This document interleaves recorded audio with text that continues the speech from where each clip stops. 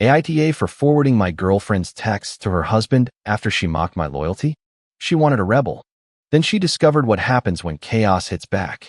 I am a 27-year-old man, and I recently ended my relationship with my girlfriend, Sienna, who is 25, in the most satisfying way imaginable.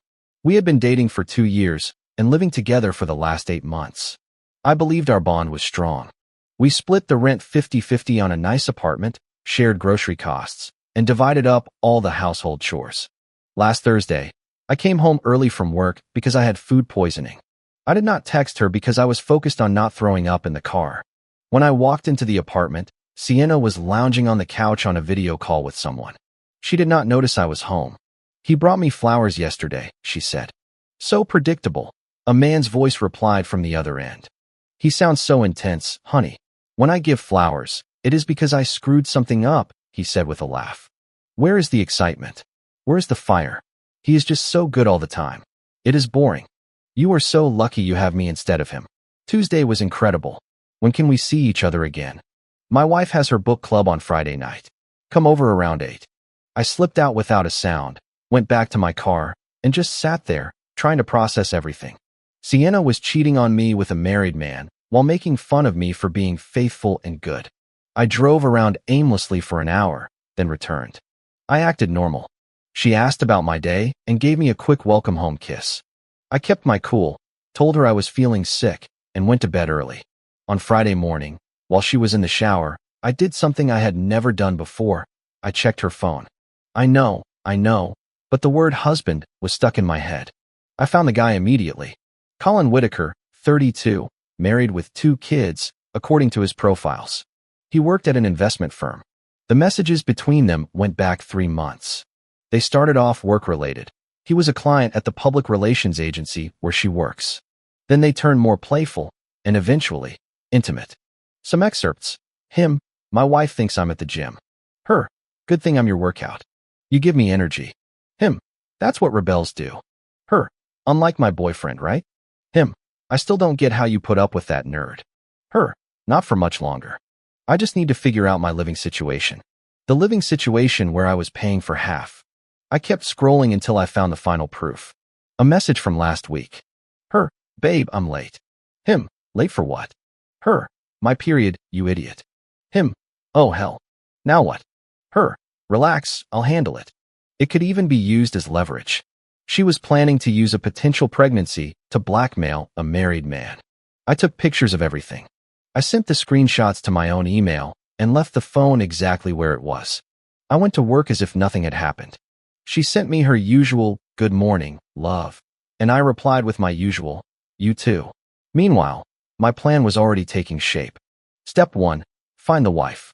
Colin's profile was mostly private, but guys like him always leave a trail. I found a tagged photo from his company's holiday party, captioned "Colin and Veronica Whitaker." I went to Veronica Whitaker's profile, a freelance interior decorator, mom to 2 kids, ages 6 and 4. Her latest post was about a romantic night with her husband 2 weeks ago, right when he was sending those texts to Sienna. I thought about it all day. Part of me wanted to confront Sienna, grab my things, and leave. But then I remembered her laughing about me being predictable, boring. Fine, let's be unpredictable. That night, Sienna got all dressed up. She said she was going to a friend's for a wine night. "Have fun, babe," I said, kissing her goodbye. As soon as the door closed, I waited exactly 10 minutes and put my plan into action. I created a throwaway email account, attached all the screenshots, and wrote a short message. "Veronica, you do not know me, but I think you need to see this. My girlfriend is having an affair with your husband. I recently found out." The messages show the times he claimed to be at the gym or working late. There are also conversations about a potential pregnancy and blackmail. I am very sorry to inform you this way, but you deserve to know the truth. A fellow betrayed partner. Then I started packing. By 11 p.m., I had moved everything I cared about to my friend Brandon's house. I left all the furniture. Most of it was hers anyway. I wrote a simple note. "Sienna, I know about Colin. His wife knows, too. The apartment is all yours. I have already paid my half of the rent for this month. My name has been removed from the lease. Being good, after all, means letting you deal with your own mess. Good luck with your rebel. Your boring ex. I left the note on the kitchen counter next to my key. At 11:47 p.m., my phone started blowing up. Update 1. My God. The fallout was swift and impressive. On Friday night, after I sent the email and left, Veronica apparently read it while Colin was supposedly at his book club. From what I pieced together later, she excused herself, rushed home, and found Colin and Sienna in her own bed. In her bed. I know this because Sienna called me 47 times between midnight and 3 a.m. I ignored every call.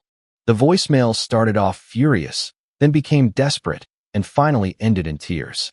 What did you do? His wife just showed up. This is insane. Answer the phone. She is calling the cops. I am at the police station. I need you to answer, please. Please call me. I have nowhere to go. On Saturday morning, I woke up at Brandon's place to a flood of messages from unknown numbers. Unknown 1. This is Colin. We need to talk, man to man. Unknown 2. Hi. This is Veronica Whitaker. Thank you for telling me. Can we talk? I only replied to Veronica. She called me immediately. Her voice was calm, but you could feel the strength behind it. I want to thank you in person, she said. I had been suspicious for months, but he always convinced me I was crazy for doubting him. I am sorry. Finding out like this must be horrible. Finding them in my bed was horrible.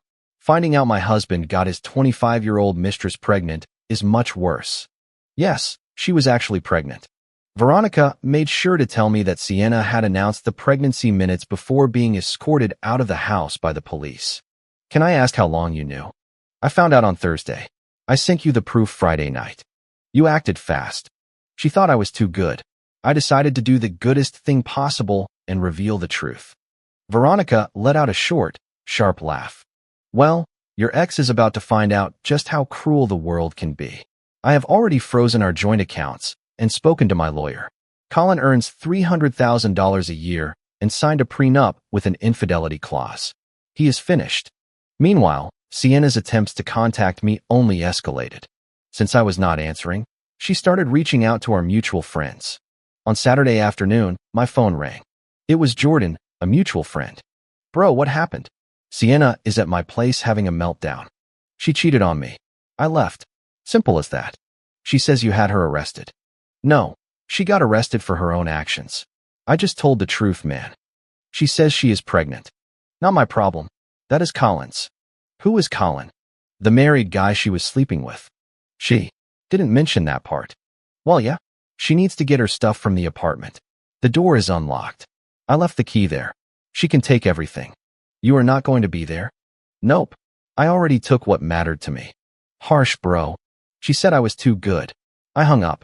That is when the real harassment began. Since I would not respond, Sienna tried everything. She created a fake Instagram account to message me, sent emails to my work address, and called my mom, who told her to get lost. Finally, she showed up at Brandon's house. That was the best part. Brandon opened the door. He is here. I know he is here. He is not. Brandon lied without blinking. I am pregnant. You cannot just abandon me. Sounds like your problem. This is a misunderstanding. If I could just explain. Explain what? How you tripped and fell into bed with a married man. She started to cry. Loud, theatrical sobs. Neighbors started coming out of their apartments. Someone threatened to call the police. She left. Sunday brought new developments. Veronica texted me. My lawyer wants to talk to you about the evidence. Can you give a formal statement? And by the way, I thought you should know, the pregnancy seems to be fake. She confessed under pressure that she was just late. She was trying to trap him with blackmail. Later, Colin showed up in person at Brandon's. Unlike Sienna, he tried the professional route. Bro, we need to sort this out, he said when Brandon opened the door. I stepped out onto the porch. There is nothing to sort out.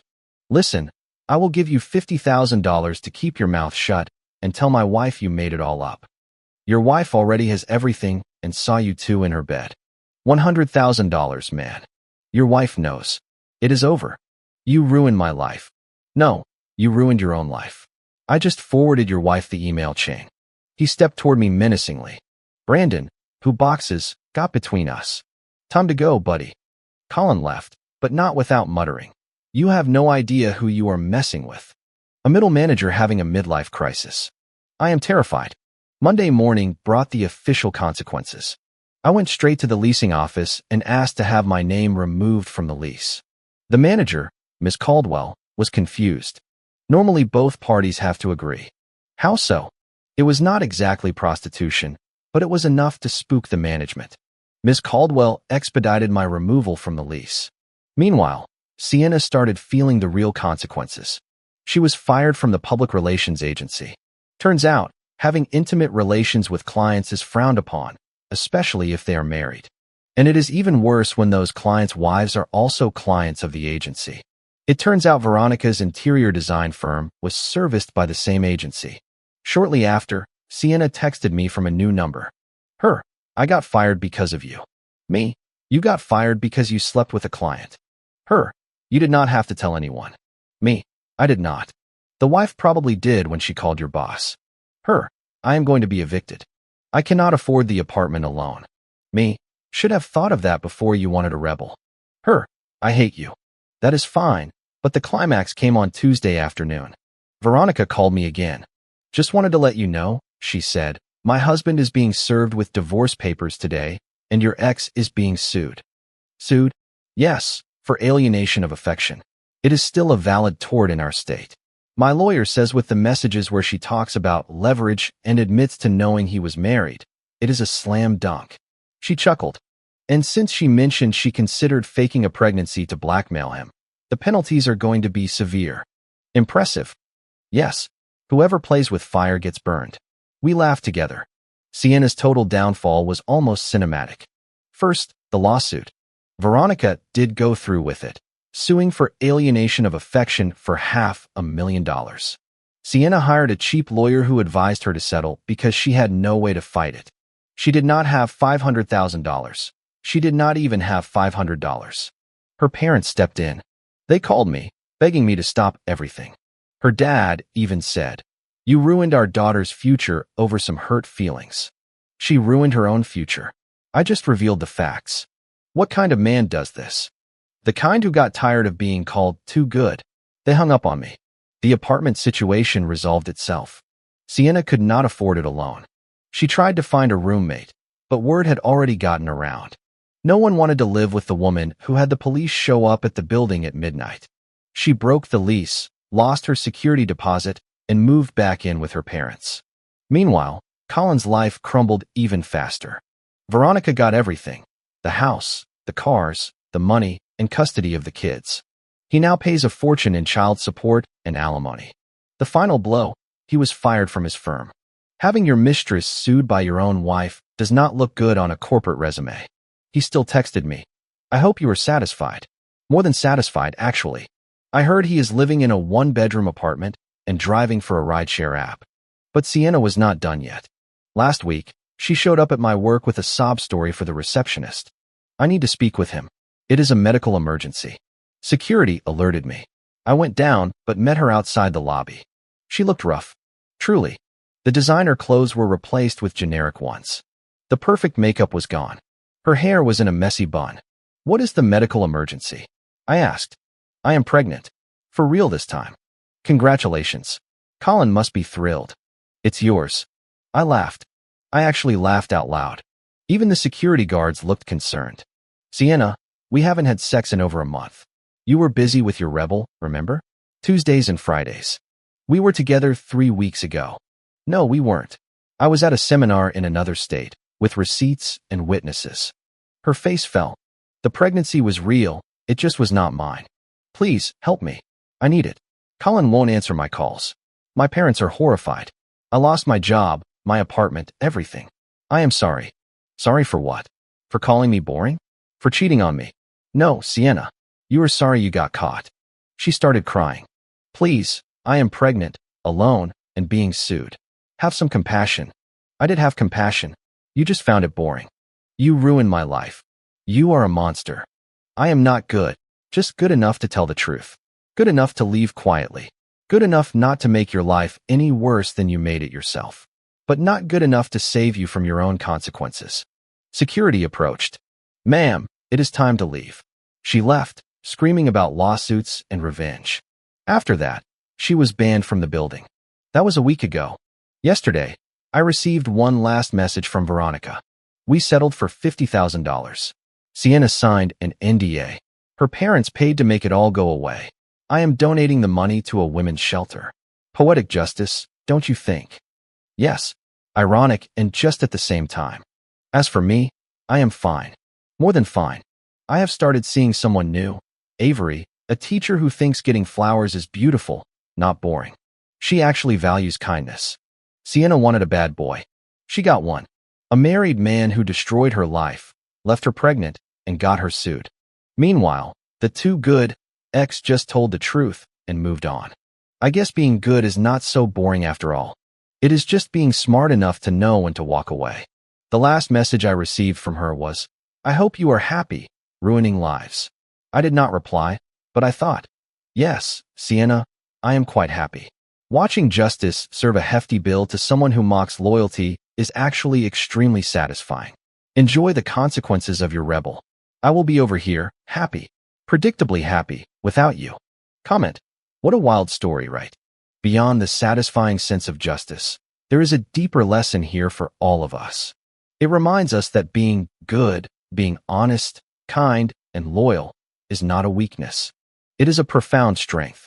When someone does not see your value, the most powerful thing you can do is respect yourself enough to walk away. So never apologize for your integrity. It is the very foundation that will lead you to the right people and a truly happy life.